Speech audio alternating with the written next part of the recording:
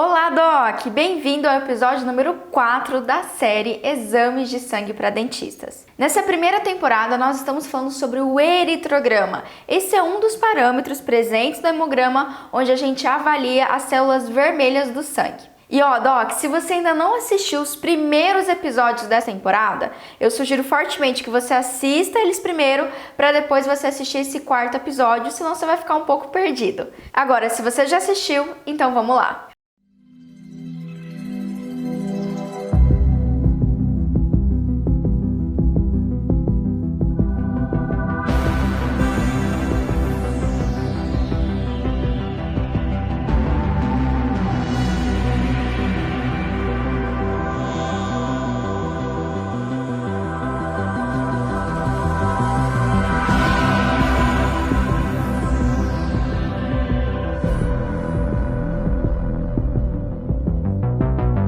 Muito bem, Doc, você já sabe, eu sou a Pamela Pérez, cirurgiã dentista especialista no atendimento de pacientes com alterações de saúde.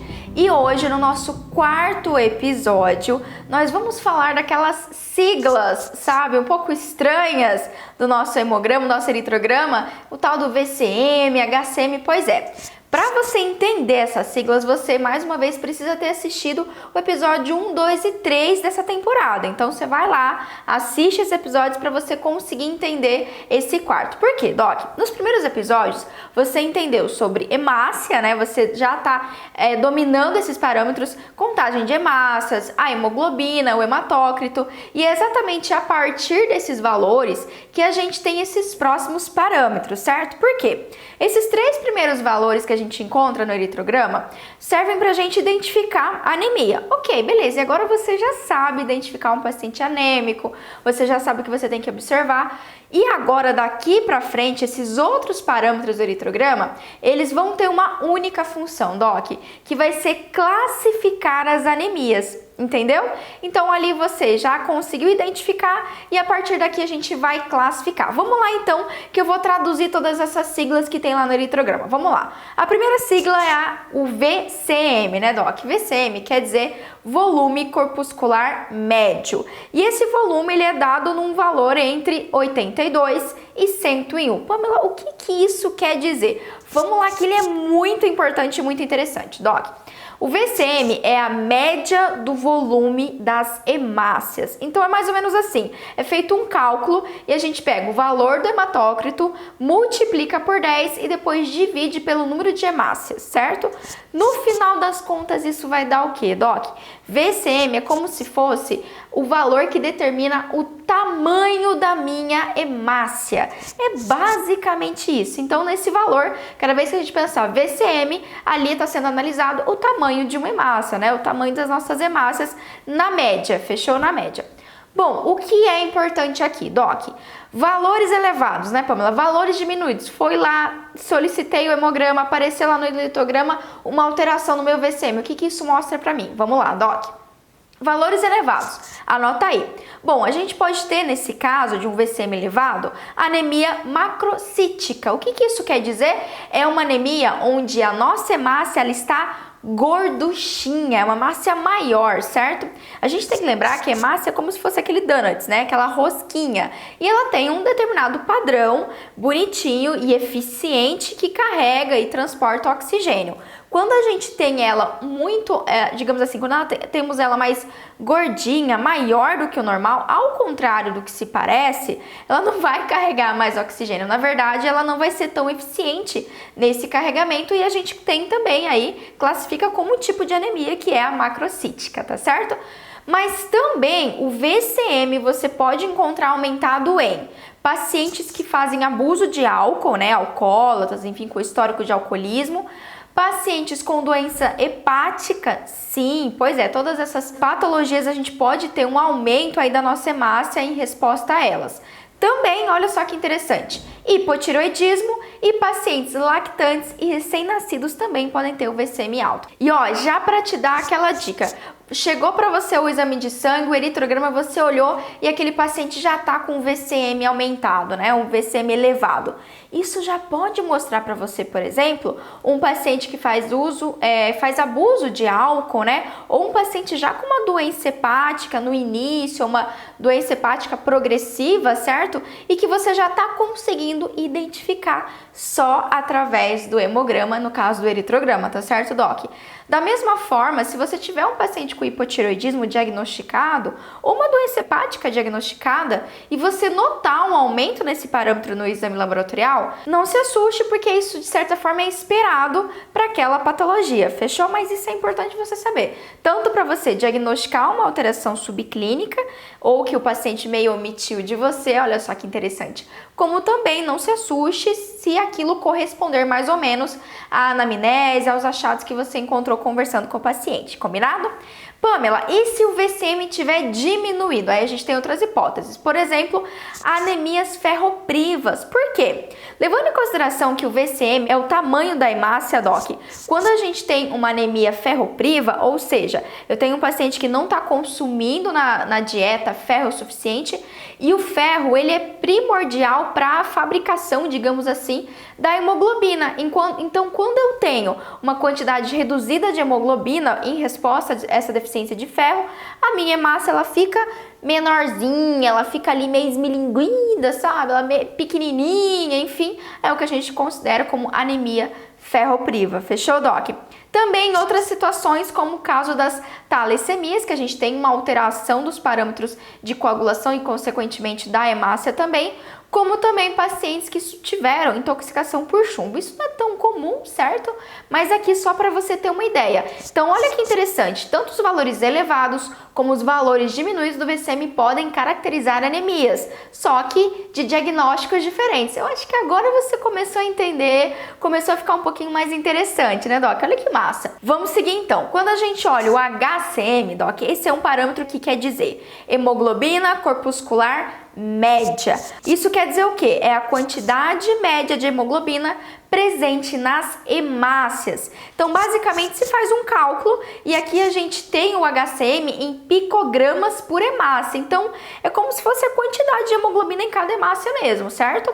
E a gente vai ter aqui como valor de referência de 27 a 34. Isso também não vai mudar nesse caso aqui em relação ao sexo do paciente ou a idade. Aqui é um padrãozinho, fechou? Bom, o que o HCM mostra pra gente? Se ele mede a quantidade de hemoglobina dentro da hemácia, ele também, a gente pode considerar ali, um parâmetro para cor da hemácia. Como assim, Pamela? Quanto mais hemoglobina tiver na hemácia, mais vermelhinha, assim, da cor da minha blusa aqui do meu privativo, ela é. E quanto menos hemoglobina ela tiver, mais a hemácia vai ser meio pálida, sabe? Meio esbranquiçadinha, assim, tá certo? Então, olha que incrível! Só com esses dois parâmetros a gente já consegue ter um diagnóstico preciso do tipo de anemia que o seu paciente tem, é assim que a gente classifica as anemias, certo? Então vamos lá. Quando a gente tem um valor elevado de HCM, a gente pode ter uma anemia macrocítica, como eu citei, ou seja, eu tenho uma hemácia que além de gorduchinha, ela pode estar bem avermelhada, tá certo? E por mais que pareça que isso é bom, na verdade não, isso compromete também o carregamento de oxigênio. E também pacientes lactantes e recém-nascidos. A gente também tem um aumento do HCM. Valores diminuídos eu também considero como uma anemia, e aí pode ser a microcítica, ou seja, quando eu tenho uma hemácia que é pequenininha, ou normocítica, eu tenho uma hemácia que tem um tamanho normal, mas ela não é tão avermelhadinha, ela não tem uma cor adequada, tá certo, Doc?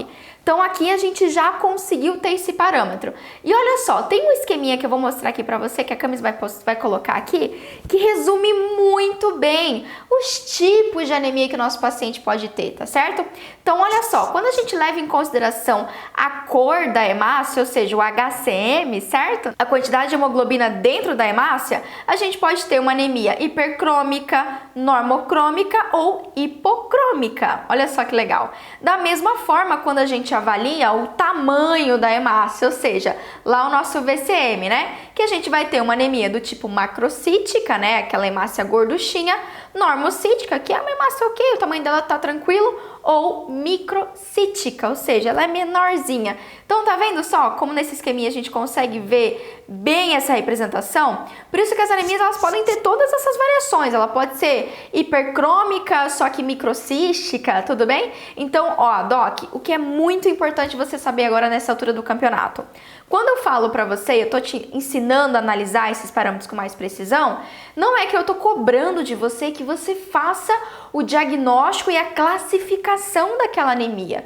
Na verdade, Doc, isso não é da nossa competência. Só que é muito importante você saber que esses valores são eles que nos ajudam a classificar certas anemias e mesmo que não seja você quem vai diagnosticar, muito menos tratar os quadros anêmicos, é muito interessante a gente já saber mais ou menos o que está acontecendo com aquele paciente, a causa maior disso, tá certo? Por último, não menos importante, a gente tem o CHCM. Isso quer dizer concentração de hemoglobina corpuscular média, Doc. E aqui tanto pode ser em gramas por decilitro como por porcentagem. E vai variar de 31,5 até 36. E Pamela, o que é esse parâmetro? Basicamente, é a concentração de hemoglobina em uma hemácia. Então, vamos dizer que eles pegam lá de forma aleatória uma hemácia e calcula quanto que ela tem hemoglobina. Só uma menininha lá, certo? Bom, usualmente essa medida ela é utilizada em conjunto com outros dados, como o VCM, o HCM que eu já citei e o RDW, que a gente vai falar no próximo episódio, para a gente estabelecer o diagnóstico das anemias, tá certo, Doc? Valores elevados do CHCM a gente pode ter, como eu citei, anemias microcíticas, normocíticas ou diminuídos como anemias macrocíticas, lactantes e pacientes recém-nascidos, tá certo? Em resumo, quando você olhar HCM, VCM e o CHCM, eles estão ali para nos ajudar, para nos guiar no diagnóstico do tipo de anemia, tá certo? Cara, que legal, né? Isso é muito interessante. E ó, Doc, no nosso próximo episódio, no episódio 5 dessa temporada, eu vou falar sobre o RDW. E eu sei que pode ser que você nunca tenha ouvido falar, ou você olhou ele ali no exame e falou assim, pra que serve esse número? Pois é, Doc, ele é muito importante e vai ajudar a gente pra caramba, especialmente no início dos quadros anêmicos, fechou? Então, se você não quiser perder, como você já sabe, o 5º episódio, todos os episódios dessa série, é bem fácil. É só você clicar no botão aqui de se inscrever no canal, esse botão vermelho, ativa as notificações, que quando subir o episódio novo, você vai ser notificado. E se você tá me assistindo do Facebook ou do Instagram, mais fácil ainda, é só você compartilhar esse vídeo com um colega da faculdade, colega de trabalho, lá no grupo do WhatsApp, porque se esse vídeo, essa série, né, de vídeos está te ajudando também, vai ajudar outros colegas, tá certo? Então é isso e eu te espero no 5º episódio dessa temporada.